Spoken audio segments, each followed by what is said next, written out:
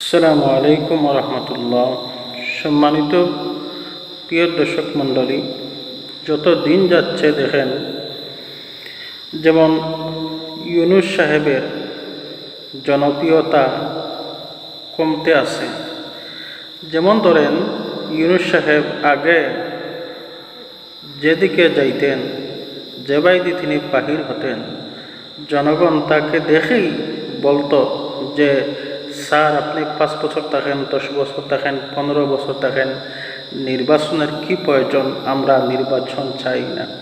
কিন্তু এখন দেখা যায় সেই জনগণে আবার বলতেছে অতি তাড়াতাড়ি নির্বাচন দেন। তার মানে জনগণের এই কথা এখন ক্লিয়ার হয়ে যাচ্ছে যে এই জনগণ ইউনূসের নেতৃত্বের উপর সন্তুষ্ট নয়, ইউনূস ব্যর্থ। দেখেন উপদেষ্টার মধ্যেও বিমত ঢুকে গেছে ইউনূসের প্রতি। তাই অর্থ উপদেষ্টা সালাউদ্দিন আহমেদ আজ 30 সেপ্টেম্বর ওনার নিজ অফিস থেকে সাংবাদিকদের কাছে তিনি একথা জানান যে ইউনূস সাহেব তিনি ব্যর্থ।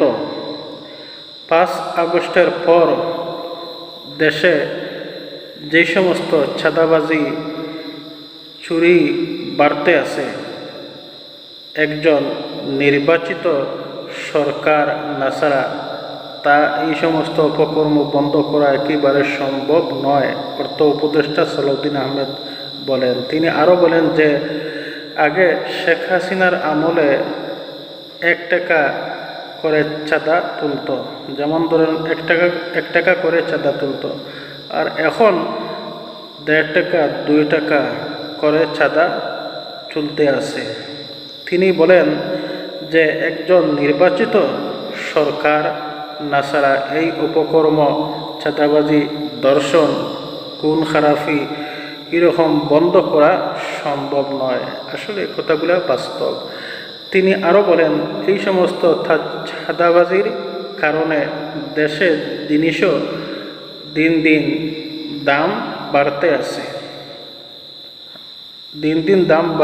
আছে, আর ইউনূস সাহেবের নিয়ম নীতিতে কোনো ঠিক নেই। একে ধরো ওকে ধরো, কারাগারে রাখো, আর দিন দিন দেখেন চাঁদাবাজি বাড়তে আছে। আগে যারা চাঁদাবাজি করতেছে তারাও আছে, এমনকি যারা চাঁদাবাজি করতে আছে এরাই আবার ব্যবসায়ী কমিটির সদস্য, যাকে বলে চুরের উপরে বাটপারি। আসলে ঠিক একজন অর্থ উপদেষ্টা সালাউদ্দিন আহমেদের কথা ঠিক যে একজন নির্বাচিত সরকার ছাড়া এই সমস্ত অপকর্ম, খারাপ কাজ বন্ধ করা সম্ভব নয় একেবারে।